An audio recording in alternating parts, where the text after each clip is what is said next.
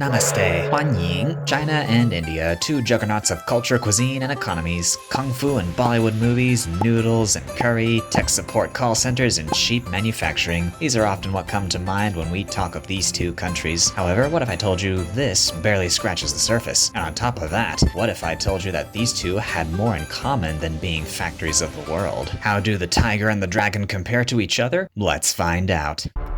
To begin with, both countries are the largest in the world in terms of population, being the only countries with a population over 1 billion people, collectively making up 34% of the world's total population. And for the longest time, China was home to the most people, only having recently been overtaken by India in 2023. By geographic size, both aren't too far off from being the largest either, China being the fourth largest country in the world, with India following at number 7. Being the largest countries in Asia, in addition to bordering each other, both also share borders with 4 of the same countries, 2 of them even being bordered by only China and India. The southeastern areas of each country are subject to humid, wet climates, playing host to wetlands and jungles, whilst the central regions are drier, and the northwestern areas transforming into more mountainous deserts. The bulk of each other's civilization centered around a handful of rivers, which provided the vital water to grow the necessary crops to feed these megaliths. The core center of the Chinese world has always relied upon the Yangtze and Yellow rivers, and the Ganges and Indus rivers being among the most significant of the Indian subcontinent. And along their shared border, from the highest peaks in the world, the Tibetan Plateau is the birthplace for each of the aforementioned lifeblood of each civilization. Unfortunately, it is here we also find unresolved border disputes between the two countries as well, with India asserting their defined borders of Ladakh overlapping with the areas of what China administers as its Xinjiang province. And not only with each other, both also claim and administer territories claimed by their neighbors. The conflicting claims over Jammu and Kashmir having led to 2 wars between India and Pakistan, and China's claim over the South China Seas has ruffled more than a few feathers in Vietnam, Malaysia, and the Philippines. Each contains a rich cultural heritage which spans centuries. Countless empires and dynasties have dominated part or the entirety of the river valley hubs which make up the center of each civilization. And while the likes of the Great Wall and the Ajanta Caves are noteworthy historical sites, many of each country's most iconic landmarks are in fact from the most recent dynastic powers that dominated each region, with the Forbidden City and the capital of China historically located in southern cities of Xi'an or Nanjing being moved to Beijing as part of a byproduct of the Ming and Qing dynasties, and the Taj Mahal being the poster child of the legacy of the Mughal Empire, along with Delhi receiving the designation as the capital city. And while both have seen vast swaths of their territory colonized by different colonial powers, both have recently regained territory that at one point was held by Portugal, with China reincorporating Macau in 1999 and Goa being annexed by the newly independent India in 1961. In terms of administrative divisions, India is composed of 28 states with 8 union territories, and China 23 provinces, 5 autonomous regions, and 2 special administrative regions. The largest subdivisions of each country, Rajasthan and Xinjiang, both constitute the westernmost boundaries of each country. The capitals of Beijing and New Delhi each have their own administrative district dedicated to them, and while Beijing and New Delhi are among the largest cities in the world, neither capital is the largest city of either country. That distinction goes to each other's greatest economic hubs of the coastal cities of Shanghai and Mumbai. The northern portions of each country's territories have historically and contemporarily been more linguistically dominated by one language, with Mandarin and Hindi respectively. Languages related to Mandarin, such as Cantonese and Hakka, are still spoken on mainland China, and languages such as Bengali, Gujarati, and Punjabi add color to the mosaic of India's linguistic landscape. And while this diversity is more immediately apparent in India, with a massive number of speakers of unrelated languages such as Kannada, Telugu, Tamil, and Malayalam, just to name a few, China is home to dozens of unrelated minority languages, from Zhuang to Mongolia and Tibetan to Uyghur. Both countries are also the origin of some of the largest diaspora communities in the world, with Chinese and Indian cuisines being known in the likes of major Western cities, along with the major holidays of Diwali and Lunar New Year. But this is not restricted to Western countries. Over 1 million people of Indian ancestry live in South Africa, and Indonesia is home to over 2 million people of Chinese origin. In fact, at over 9 million people, the largest Chinese community in the world calls Thailand home, and Indians today make up 35% of the population of Fiji and 70% of Mauritius. And that is nothing to say of the number of both Chinese and Indian communities making up a significant portion of the populations of both Singapore and Malaysia. And to top everything off, China and India are home to a wide range of wildlife. While a number of species don't dwell within the borders of both, such as the Indian rhino rhino, nilgai, gharial, and Asiatic lion, not originating in China, and the Chinese alligator and giant salamander, likewise not found in India, many of the same species do roam both of these neighbors. Aside from people, a wide assortment of primates are found in both countries, some endemic to each, but macaques are a familiar face even in some of the major cities. Among the tree dwellers, we can find the red panda at home in the Himalayas and southern Sichuan province. And while the iconic giant panda is found only in China, it is not the only bear. Both the Asian black bear and sloth bear are found throughout central India and China. Populations of dhole and 2 subspecies of wolf still possess ranges in each country. And this continues to the cats, with not only leopards, but snow leopards roaming the lengths and edges of the Tibetan plateau. Historically, tigers roamed southern China, and while sadly today the southern subspecies is all but extinct, unlike the Bengal tiger population in India, on the border with Russia, an occasional Siberian tiger might be found. And clinging to existence, one can find the last species of river dolphins, with the Ganges river dolphin and the baiji. And to touch on the various species of migratory birds which winter in India and return north to nest would nearly double the length of this video. And there you have it. 2 great powers, so different yet so alike in more ways than one. But what do you think? What similarities do you know between China and India? Leave your thoughts in the comments below. And if you'd like to see more videos like this one, be sure to subscribe and check out the next comparison. This is your resident Chrome Sealot, signing out.